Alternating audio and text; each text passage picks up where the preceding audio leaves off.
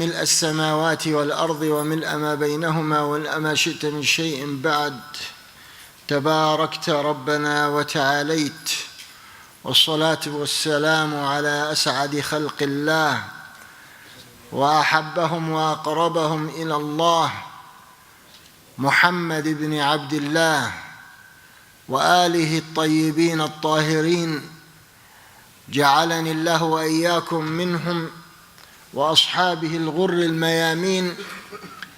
أسأل الله أن نقتفي أثرهم ونسير في دربهم. أما بعد,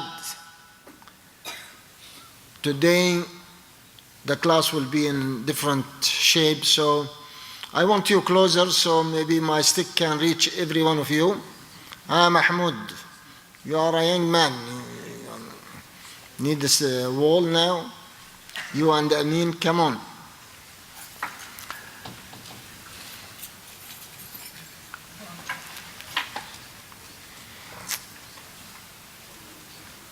To start with a simple question. What is the pillar of fasting? As we are continuing, I hope you didn't forget that we are talking about the fasting and the month of Ramadan. Okay. What is the pillar of the fasting? What is fasting? What you fast of? Food and drink. واللي بين رجليك ما بتصوم عنه؟ دي حاجة ودي حاجة. What we fast? يلا يا محمد. How many years you been fasting? ما شاء الله. 30 fasting. May Allah accept them from you. Tell me the pillars of fasting. What you fast of?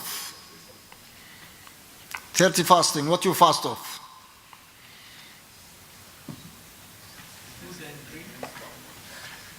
After marriage, sexuality.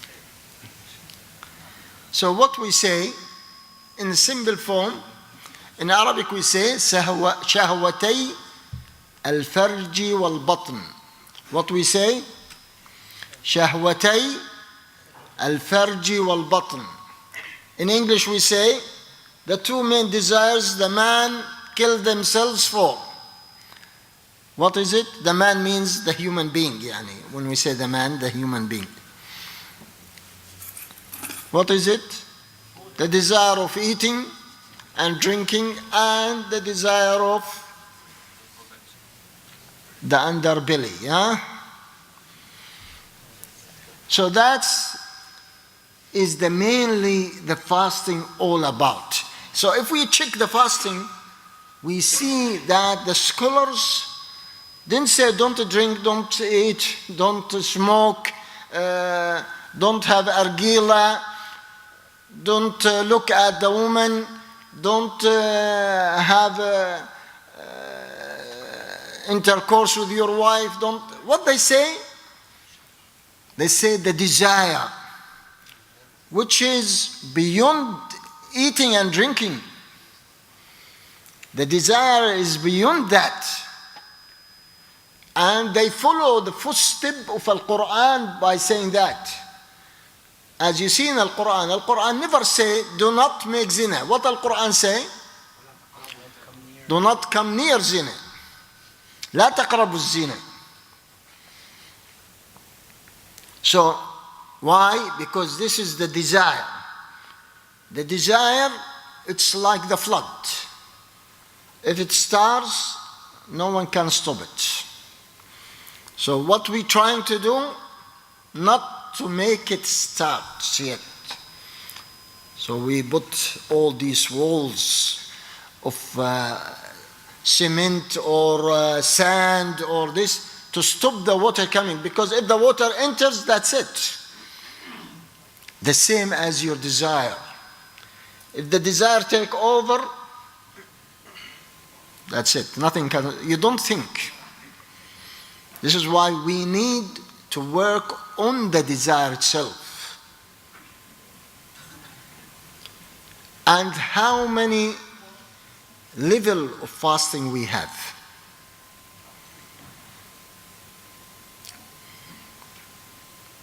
That's the second way of thinking about fasting. The brother said 3. MashaAllah. He knows it. Yalla, tell me.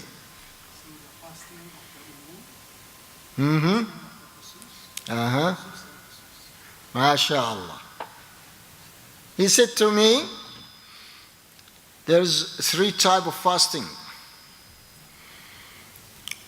The fasting of the general public. Everyone fasts. That fasting. And there is a special fasting.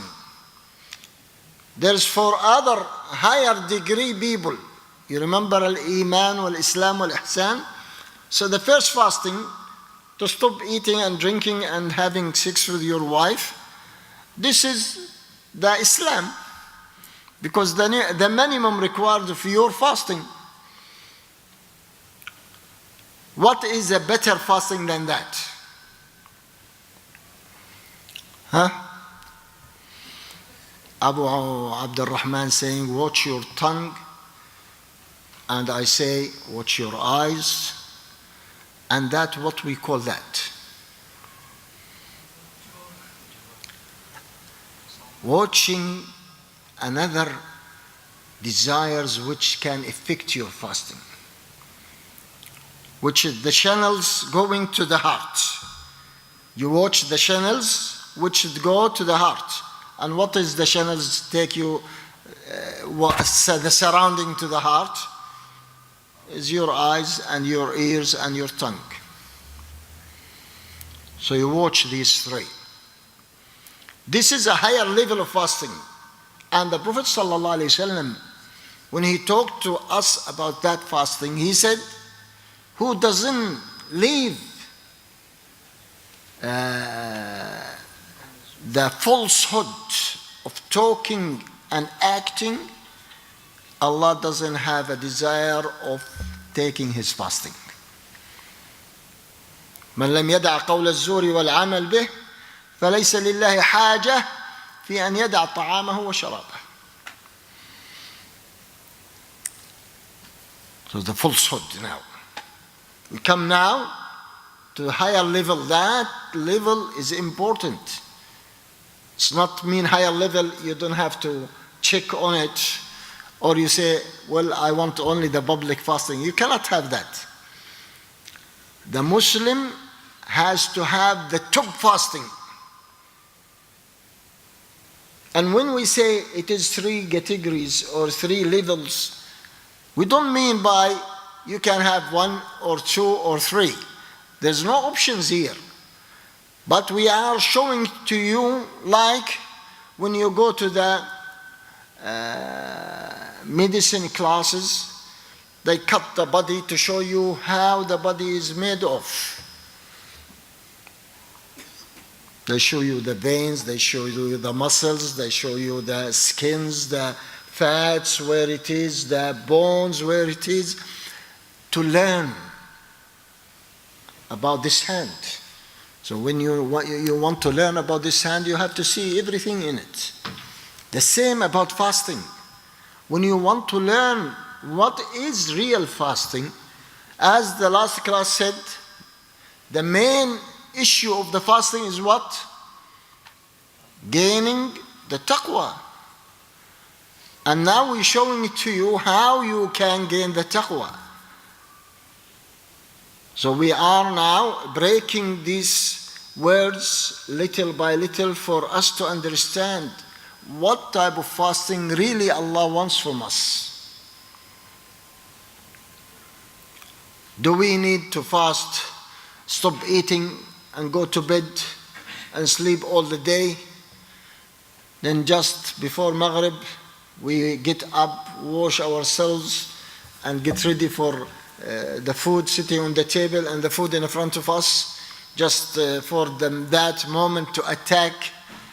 That is not fasting. What you gain of that? Really, what you feel of it?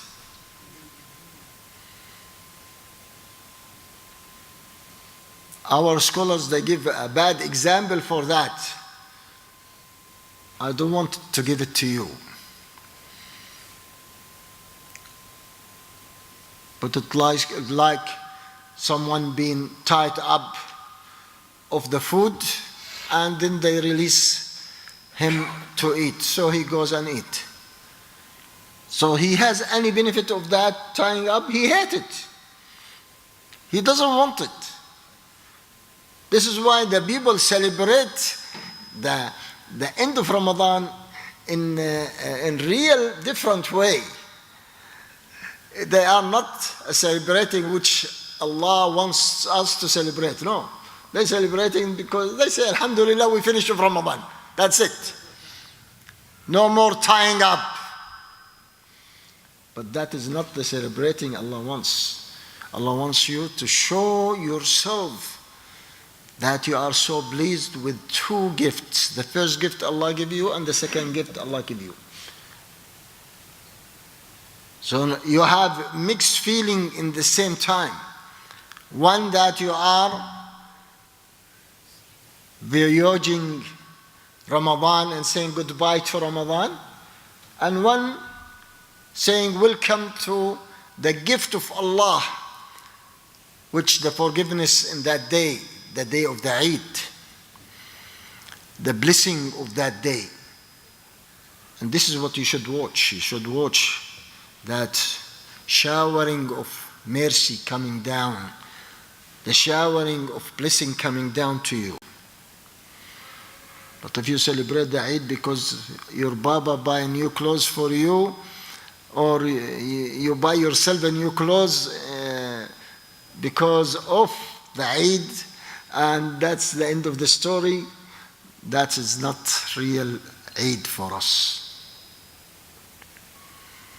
So the second is, let your limbs, your ears, your mouth, and mainly your mouth, your tongue. Watch your tongue. So much. If you just count how many hadiths come from our great Prophet ﷺ about the tongue only, then the Sahaba, then the Tabi'een, then the great scholars, you cannot count them. You cannot count them. Even the Prophet ﷺ simply said to you, I guarantee paradise for you if you guarantee two switches for me, your tongue and one between your legs. Imagine just your tongue, which is the major issue. That between the legs is not major for most of the people.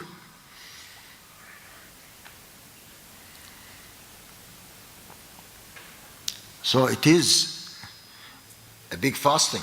So that tongue has to fast too. The eyes has to fast too. The ears has to fast too. Everything of you has to fast. And that is the second level, real fasting. You feel you are fasting. Even as the Prophet ﷺ said, if someone come to fight you, what you say? I am fasting. My hand is fasting of kicking or hitting or doing anything. My leg is fasting too. Not only my tongue and can smash your face, no. Even my hand is fasting. My leg is fasting. Because I am leveling myself in a higher level than any normal human. Now I am with Allah the Almighty. Imagine that. You are living now in a different, even continent altogether, a different continent altogether, a different area, a different land, a different space. Why? Because you are fasting. And fasting, it is for Him alone. This is why Allah subhanahu wa ta'ala make the fasting a special secret between you and Him. Even when the angel asked, what is the reward of the fasting? He said, that for me. Allah the Almighty subhanahu wa ta'ala said that is for me. I don't want to tell you the reward because the reward is so great and so huge. No one can write the number of it. That's for me and I'll give. And when Allah said it is I give, that is different altogether. As He said to Muhammad sallallahu alayhi wa sallam, إِنَّا أَعْطَيْنَاكَ إيش؟ كوثر. إيش الكوثر؟ No. كوثر means is everything great of any facility you want. This is why the scholars say it is the river of goodness in any type, in any way. Even to keep this ummah insecure, that's the river of the mercy of Allah subhanahu wa ta'ala. To give this ummah the security that they will never go astray. As a ummah, of course, many of us go astray. But as a ummah, we will never be like the children of Israel. They just pass a great miracle of being saved from Pharaoh, and they asked to have idols to worship. That will never happen to this ummah. This is a mercy. It's not like any other mercy. There is no nation and no prophet take that goodness. They take part of it, but no one take the river of it, the greatness of it. الشفاعة. Every prophet have that much of it, but the Prophet ﷺ has so many different type of الشفاعة because Allah give him al-Kawthar in it. Even the number of the ummah entering al-Jannah again is al-Kawthar of it. As the Prophet said to us, said to Sahaba, are you pleased to be the quarter of the people of Jannah? They say, Allahu Akbar. Of course we are pleased. He say, how about the third? They say, Allahu Akbar. We are more pleased than the quarter. He say, you are half of the people of the Jannah. Imagine all the nations, all the prophets, they are thousands. Thousands. All of them have half, and the one who has Al-Kawthar has another half. What a great reward. What a great reward. All of them died through the history, except the one Al-Quran mentioned. We don't know other than that. We say they are hundreds of thousands. The prophets, hundreds of thousands. The messengers are thousands. And how many we know? Only the people mentioned in Al-Quran. That means we are the one who keep them alive. If Muhammad ﷺ didn't mention them, they'll go. Even this 25, they finished. But Allah the Almighty said to Muhammad, وَرَفَعْنَا لَكَ ذِكْرَكَ, and said to Ibrahim the same thing. How Ibrahim was alive? Through Muhammad sallallahu alaihi wasallam. And this is why we mention always Ibrahim when we mention Muhammad sallallahu alaihi wasallam, as he's our father. And again, Al-Quran keep that memory alive. على عيني. القرآن قال لك يا أبو صلاح ملة أبيكم إبراهيم. What القرآن said in Surah Al-Hajj? الإسلام إيش هو؟ what الإسلام؟ ملة أبيكم إبراهيم هو سماكم المسلمين من قبل وفي هذا ليكون الرسول شهيدا عليكم وتكونوا شهداء على الناس.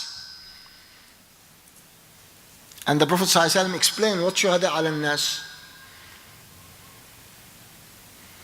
قال every prophet come in the day of judgment and his ummah deny that he passed the message to them. And Allah asked him, you have a witness?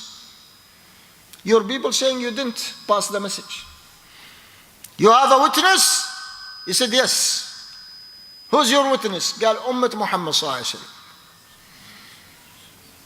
Then the Prophet, that Prophet, whatever he is, alayhi salatu wassalam, he called us on the witness stand before Allah.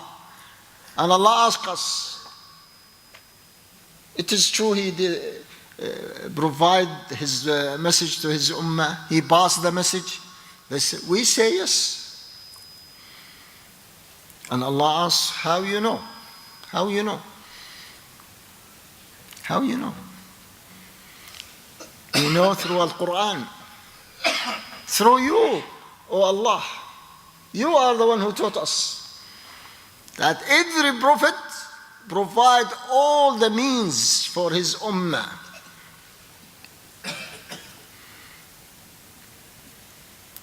Then the Prophet ﷺ passed and his ummah fell in the hellfire.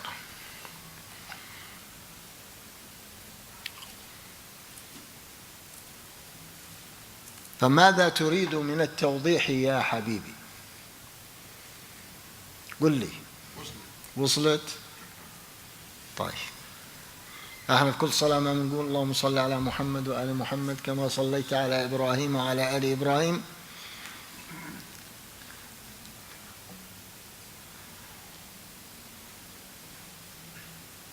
So that is Al-Kawthar. The mega, more than mega, of every favor of Allah to this ummah and to the Prophet of this ummah. Until he said to him, وَلَسَوْفَ يُعْطِيكَ رَبُّكَ فَتَرْضَى.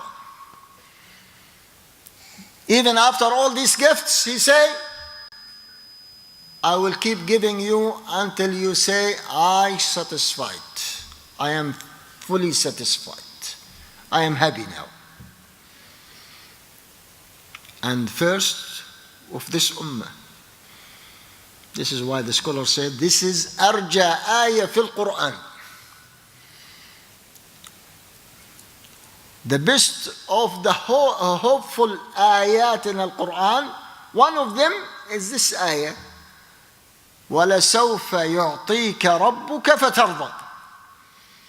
He will give you until you completely satisfied. And the Prophet ﷺ will never satisfied until every one of his single one of his ummah enter paradise. Before paradise, التمكين, النصر, الغلبة, spreading al-Islam, the victory of al-Islam. As always he say, there is one of my nation always victorious, even when they are very little. Doesn't mean victorious, we always won the war. No. Victorious because we believe in the truth. And we believe we are on the truth. And this is the most important thing.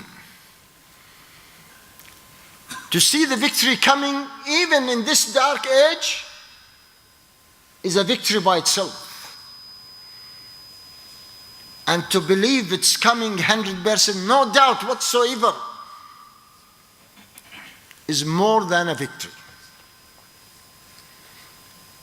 My dear brothers, when the ummah loses itself,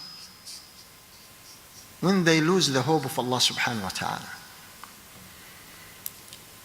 in a level of a personal level or in the level of the nation as a whole. Even in a personal level, if you lose hope, خلاص, you finished.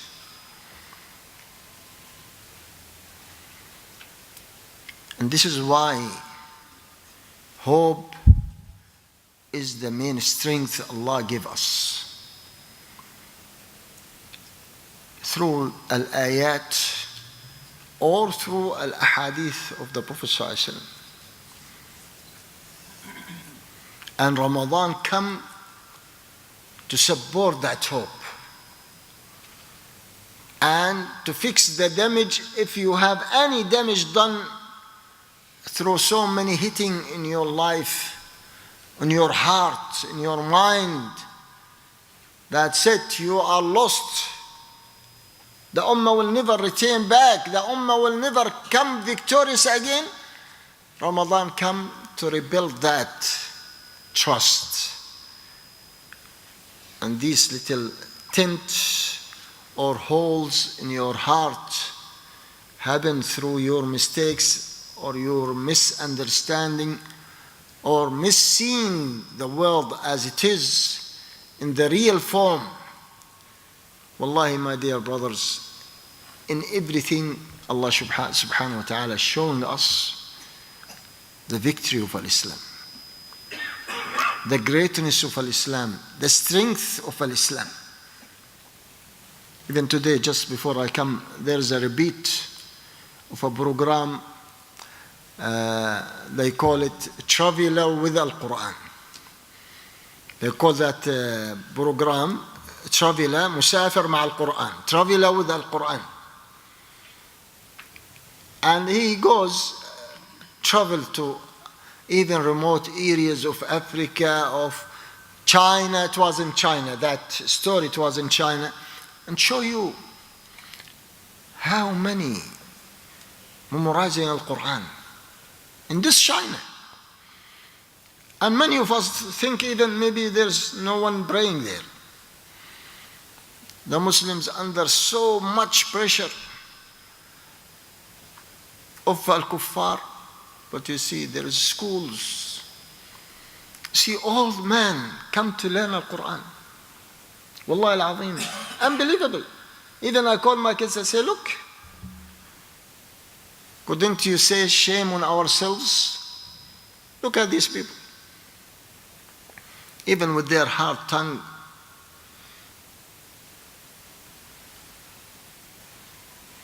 they still trying their best. They are old. And you know, they don't have time. The minimum the Chinese work 12 hours a day. And still they have time, these Muslims, to go and learn Quran. And very young people. Their teacher is about 30 years old, mashallah. He memorized Al-Quran in Al-Madinah through one of the great mashayikh there, not in one recitation, but in many recitations. And if they cover his face, you can't believe he is coming from different than the pure Arabic reciter. Put an effort, learn it, and come to teach his people.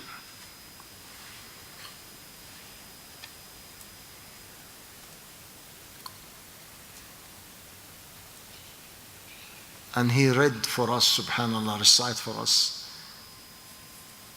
the beginning of Al-Baqarah in 3 different recitations. And beautiful voice, a beautiful action that show whatever Al-Kafir been trying to do, and they are doing and spending millions of dollars to train people of Allah.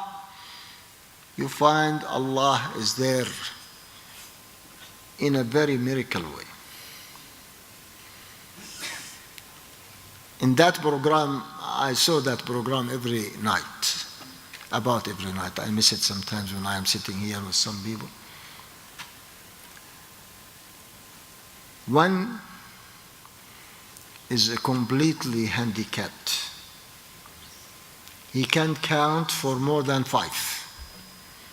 If you tell him count, maximum he can reach 1, 2, 3, 4, 5. Tell him 6, 7, he doesn't know 6, 7. But he memorized the Quran.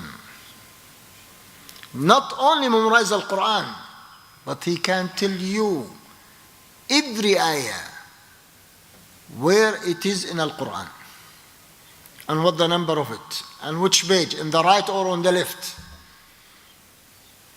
And if he speak with you,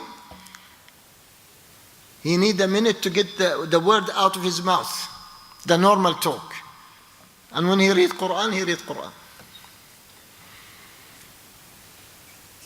SubhanAllah. That is not a victory. Wallahi, if that in America, the American will put him in the most brilliant boy in the world. But most of us doesn't know anything about him.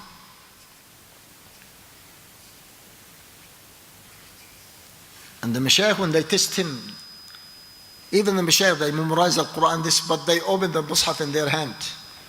So they don't want themselves to make a mistake. Where this ayah? They ask him, where this ayah? He say, it's on the right of the page, number this. Even he knows where it is in the page. The right or the left. La ilaha illallah. That is Al-Quran, and Ramadan is the month of Al-Quran.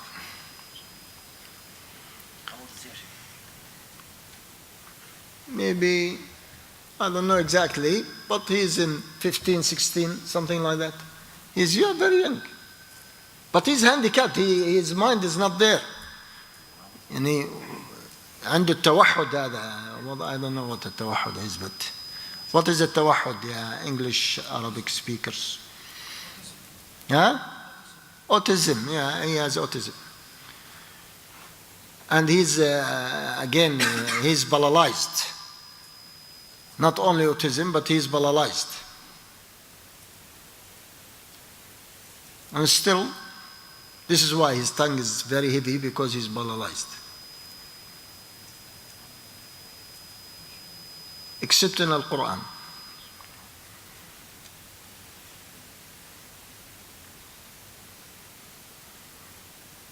Subhanallah al-Azim. Subhanahu. As he promised. وَلَقَدْ يَسَّرْنَا الْقُرْآنَ لِلذِّكْرِ فَهَلْ مِن مُدَّكِرٍ. This is where the question, هل من مدكر? There's someone to stand before this ayah and see how easy you can. Don't say, I'm not an Arab, I don't know this, I don't know that. We'll go and see these reciters and see the environment they are in, the difficulties they face.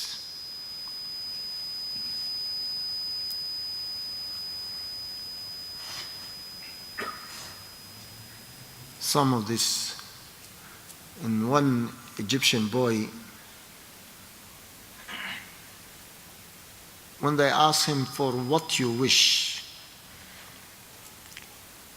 he said, just a laptop so I can easy memorize Al-Quran with, because there is no teacher in our area to teach me. So I want to download that and listen to Al-Quran, and when I am reviving, I want someone to correct me. So I record it, then I put it and down on this. Simple request. Laptop, what laptop?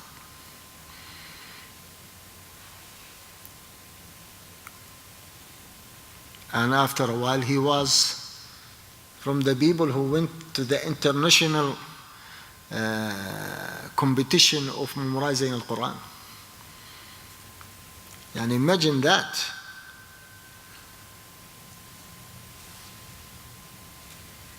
He's in a remote village in Egypt. They don't have even a teacher of Al-Quran there. And after that, he get what he wants. He went to Dubai for the international competition of memorizing Al-Quran. Not he said, I want the laptop, and he just muck with the laptop. No. He take it, 2 years' time, he become one of the champions of reciter of Al-Quran. يهدي من يشاء ويضل من يشاء. And this is another miracle of Allah subhanahu wa ta'ala. Here you have every reason to memorize Al-Quran and you don't. To show that التوفيق بيد الله سبحانه وتعالى. It's not in my hand or your hand. نسأل الله أن يوفقنا وإياكم إلى ما يحب ويرضى. والسلام عليكم ورحمة الله وبركاته.